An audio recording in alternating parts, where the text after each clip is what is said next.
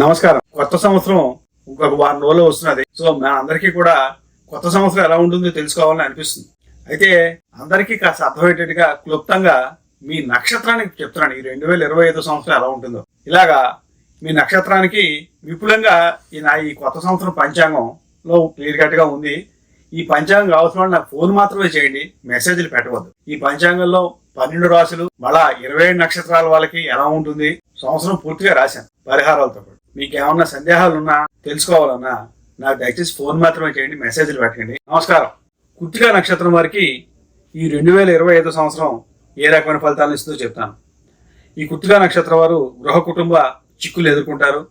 కొద్దిగా మీ ఇంట్లో జరిగే విషయాలు అంటే కుటుంబ సభ్యులతోటి మీకు గొడవలు రావటం, మీ తోడబుట్టిన వాళ్ళతో మీకు గొడవలు రావటం, వాళ్ళ యొక్క ప్రవర్తన మీకు ఇబ్బంది కలిగించడం, మీ ఇరుగు పొరుగు వారితో కూడా మీకు గొడవలు రావటం ఇవన్నీ జరుగుతూ ఉంటాయి.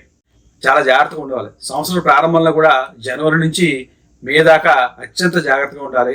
మరి మీరు ఏమన్నా తప్పనిసరి పరిస్థితుల్లో ఏమన్నా స్థిరాస్తి క్రయ విక్రయాలు అవి చేసినప్పుడు కానీ డాక్యుమెంట్లు 1-4 సార్లు బాగా చదువుకొని కొనటం లేదా అమ్మేటప్పుడు కూడా చాలా జాగ్రత్తగా ఉంటుంది. షేర్ మార్కెట్ ఇవన్నీ కూడా అవాయిడ్ చేయడం మంచిది. విద్యార్థులు కొన్ని కాంపిటేటివ్ పరీక్షలు రాసేటప్పుడు మాత్రం చాలా జాగ్రత్తగా ఉండి శని మహానుభావుడికి పరిహారాలు బాగా ఎక్కువగా చేయించుకుని చేస్తే మీరు పరీక్షల్లో చక్కగా మంచి ర్యాంక్ సాధించగలుగుతారు.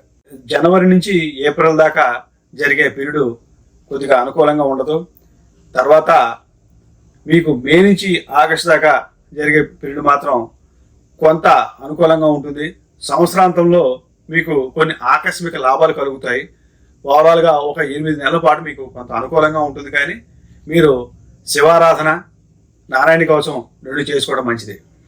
చక్కగా మీ 12 రాశులకి 27 నక్షత్రాలకి రాశి ఫలితాలు మీకు నా పంచాంగంలో ఇచ్చాను.